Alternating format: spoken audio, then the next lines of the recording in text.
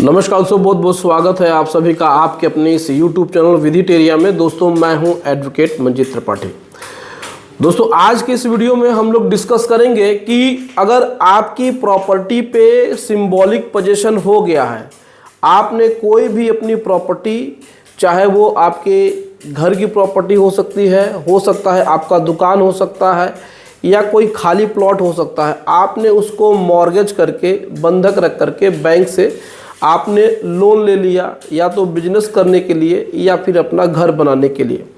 तो loan against property जब आपकी चल रही थी और आपने इसमें एनपीए कर लिया, आपके पास पैसा नहीं था, कारण कुछ भी हो सकता है, आपका बिजनेस बंद हो गया, आपकी इनकम बंद हो गई, आपके पास फंड्स की कमी हो गई, और इसके बाद बैंक ने आपके एड्रेस पे यानी आपको 13/2 की नोटिस, फिर 13/4 की नोटिस आपको भेजी। अब इसमें क्या है कि सिंबॉलिक पोजीशन की जो सिचुएशन आती है वो आपके दरवाजे पे बैंक ने चिपका दिया। अब सिचुएशन ये है कि सिंबॉलिक पोजीशन आने के 2 महीने 3 महीने तक बैंक ने कुछ नहीं किया, यानी कि 2 से 3 महीने बीत गए 13/4 की नोटिस चिपकाए हुए, लेकिन बैंक की तरफ से न तो आपको कोई कांटेक्ट किया गया, न कॉल आई, न मेल आया, न कोई आया, न रिकवरी एजेंट आए। अब ऐसे सिचुएशन में आप क्या करते हैं? फ्री होकर के अपना काम धाम वैसे करते रहते हैं। एक केस हम आपको बताएंगे जिसमें कि हमारे क्लाइंट के साथ बहुत बड़ी डिजास्टर हो गई, उनके साथ बहुत बड़ा फ्रॉड हो गया, और यही सिचुएशन था कि उन्होंने लोन लिया, loan against property, account NPA हो गया, 13/2 की नोटिस हो गई, 13/4 की नोटिस जून महीने में आई, और उसके बाद उन्होंने सोचा कि भाई अब तो बैंक वाले नहीं आएंगे, अपना जैसे काम चल रहा था वैसे चलने लगे, क्योंकि उनको ज़्यादा जानकारी नहीं थी इस सरफेसी एक्ट के बारे में। अब उन्होंने जैसे तैसे करके अपना काम कर रहे थे। अब अचानक से उनके घर पे डीएम बाय फोर्स यानी पुलिस फोर्स के साथ, और उसमें बैंक के कर्मचारी, और वो आए और अचानक से उनके घर को सील करने लगे।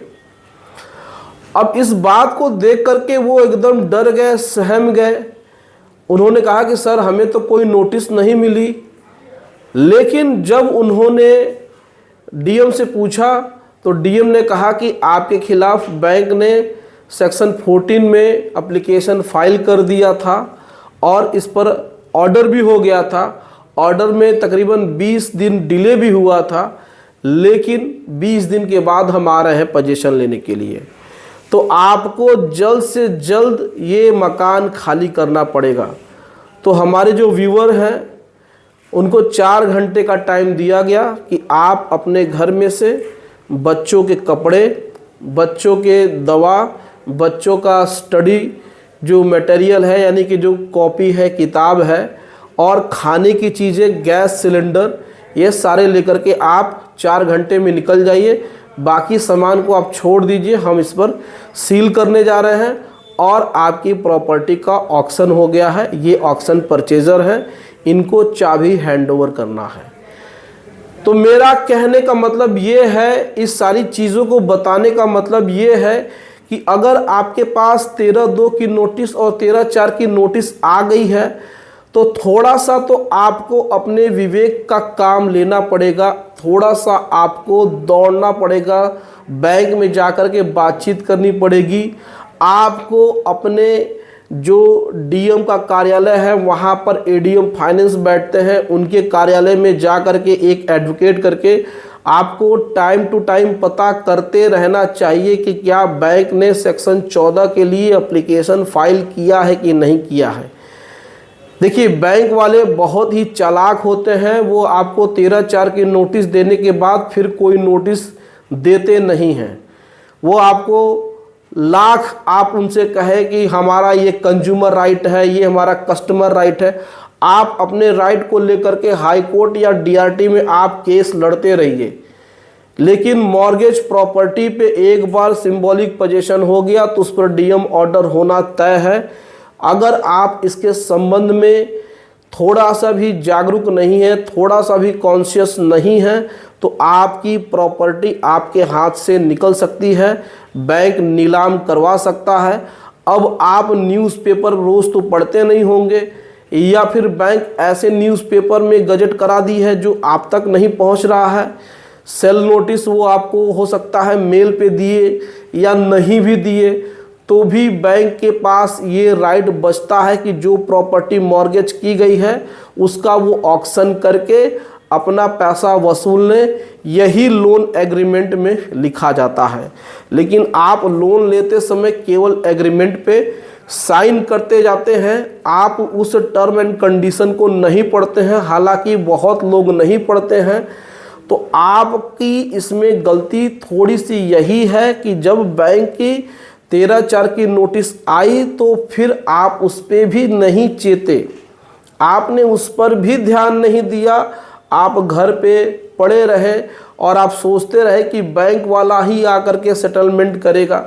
तो ये जो लापरवाही है बहुत ही देखने को मिल रही है। तो बैंक से कोई भी अगर आपको नोटिस आती है XYZ, तो बहुत सारे लोग सोचते हैं कि ये फर्जी है। आप पहले अपने एडवोकेट से उसको वेरीफाई करा लीजिए। आप उसको पहले देखिए कि ये कैसी नोटिस है, क्या इस नोटिस में लिखा हुआ है, हमारा इसमें लीगल डिफेंस क्या है। आपने उसको इग्नोर कर दिया। पूछने पे तो ये आप लोग कहते हैं, बहुत सारे मेरे व्यूअर हैं, बहुत सारे मेरे क्लाइंट हैं, वो कहते हैं कि सर नोटिस तो बहुत आई है, पिछले 2 साल से लगातार नोटिस आ रही है, मैं इसका जवाब नहीं दे रहा हूँ। बहुत सारे लोग तो कहते हैं कि अरे सर नोटिस आती है, मैं रिसीव नहीं करता हूँ, चला जाता है। यही नोटिस को इग्नोर करना या नोटिस को रिसीव नहीं करना आपके लिए दिक्कत वाली बात हो जाती है। और जब बैंक आपकी प्रॉपर्टी पे एक्शन लेता है, DM पोजीशन लेता है या उसका ऑक्शन करता है, तब आप कहते हैं कि सर हमें तो नोटिस मिला ही नहीं। अब बैंक वाले बार बार आपके हाथ में आकर के नोटिस नहीं देंगे। आप उस नोटिस को पढ़िए, तो उस नोटिस में क्या लिखा है। आपने उस नोटिस को पढ़ा नहीं, उसका ऑब्जेक्शन दिया नहीं, तो बैंक ये मान लेता है कि भाई आप तो राजी हैं अपनी प्रॉपर्टी बिकवाने के लिए।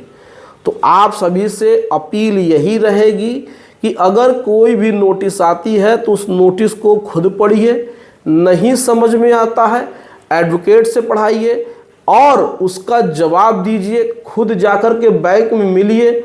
आप तो सोचते हैं कि 13/4 की नोटिस हो गई, चिपका दिया आपने, नोटिस उठा के फाड़ के फेंक दिया, तो इससे आपकी समस्या का समाधान हो गया।